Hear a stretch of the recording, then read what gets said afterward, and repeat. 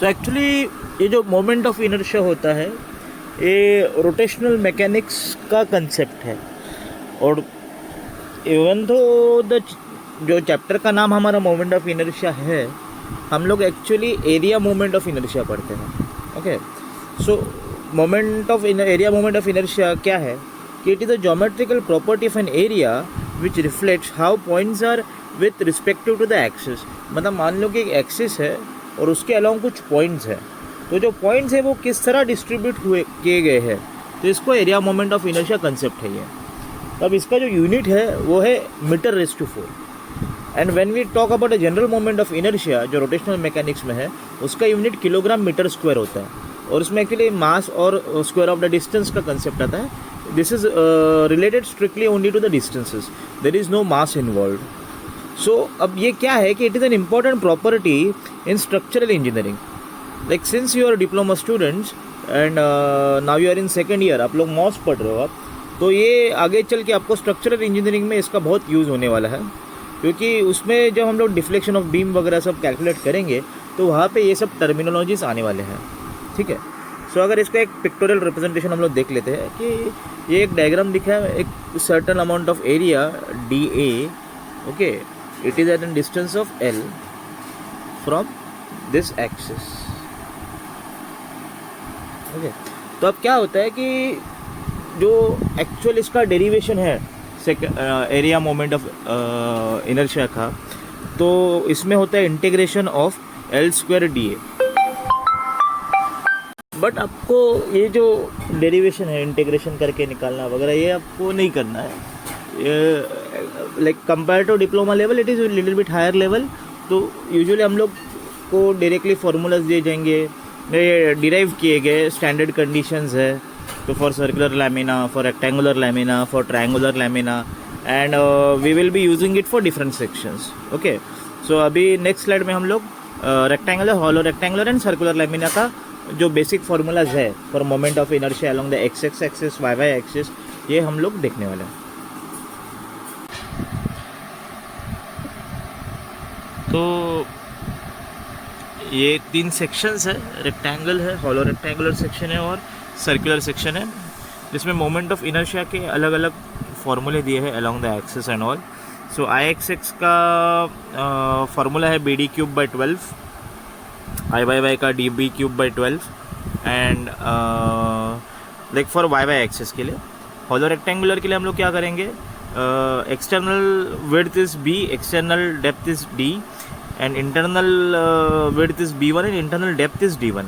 तो इसलिए I X X is B D cube by 12 minus b1 d1 cube by 12, and I Y Y is B B cube by 12 minus d1 b1 cube by 12। For circular section ये directly I X X equal to I Y Y equal to pi D raise to 4 by 64 है।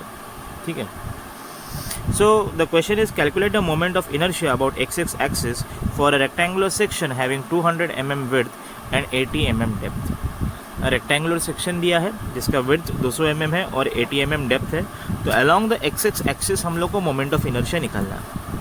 So given है b is equal to 200, d is equal to 80। अब हमारा formula for along the x-x axis is B D cube by 12।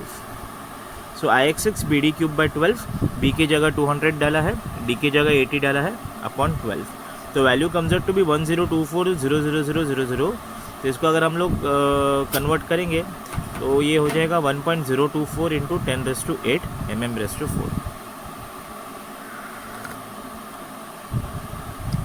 For a circular lamina of diameter 80 mm, calculate the moment of inertia along the x axis. तो पहले question में हम लोग को rectangular section दिया था और अब सर्कुलर लैमिना दिया है और जिसका डायमीटर दिया है 80 mm।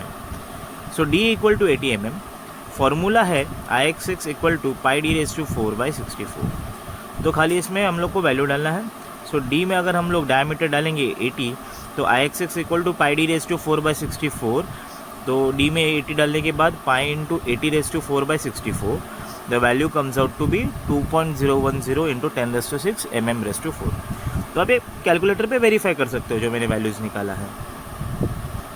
So radius of gyration, radius of gyration क्या होता है कि of a radius of gyration of a given area about any axis is distance from the given axis at which area is assumed to be concentrated without changing the M I about given axis.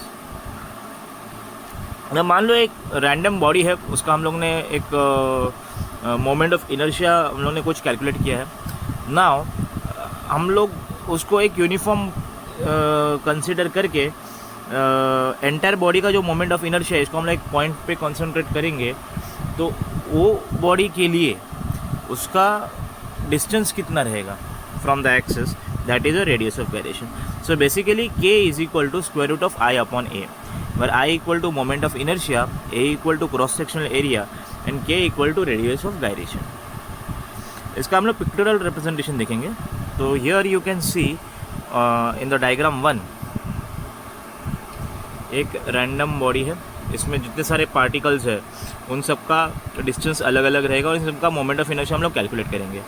अब ये पूरा मास को हम लोग एक point पे concentrate कर रहे हैं and then the distance from the axis is considered to be R radius of gyration which is k.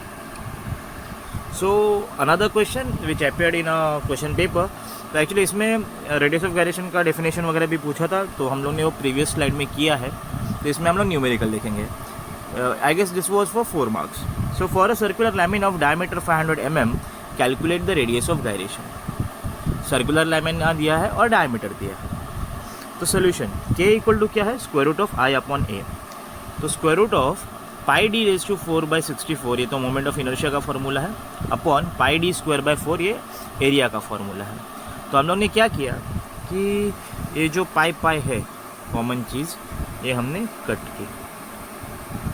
Okay, pi cut हो गया, तो square root of D raise to 4/64, अब नीचे जो डी स्क्वायर बाय 4 था वो ऊपर आने के बाद 4/d स्क्वायर हो गया। Now what we can do is D square और यहाँ पे हमारा डी स्क्वायर हो जाएगा एंड 4/64 ये 1/16 हो जाएगा। So that's why I have written on the next step square root of D square by 16। Now D का वैल्यू हम लोग को मालूम है which is 500, so we have just substituted 500 square upon 16 और उसके बाद हम लोग उसका स्क्वायर रूट लेने वाले हैं। तो either we could have done like this कि 500 स्क्वायर का स्क्वायर रूट तो 500 बन जाएगा और 16 का स्क्वायर रूट 4 बन जाएगा। So basically this is 250/2 which is again 125. So that's why the radius of gyration for the given circular lamina is 125 mm. So this is we are ending the video at this point, and we will be bringing out how to solve moment of inertia for composite sections in a forthcoming videos. हम लोग ने पहले भी L section के वगैरह भी किए हैं सेग्रीगेटेडली, बट अभी हम लोग और थोड़ा लॉन्गर वीडियोस बनाएंगे, एक मतलब कॉम्प्लिकेटेड सम्स भी हम लोग कवर करेंगे। ओके, सो बाय बाय।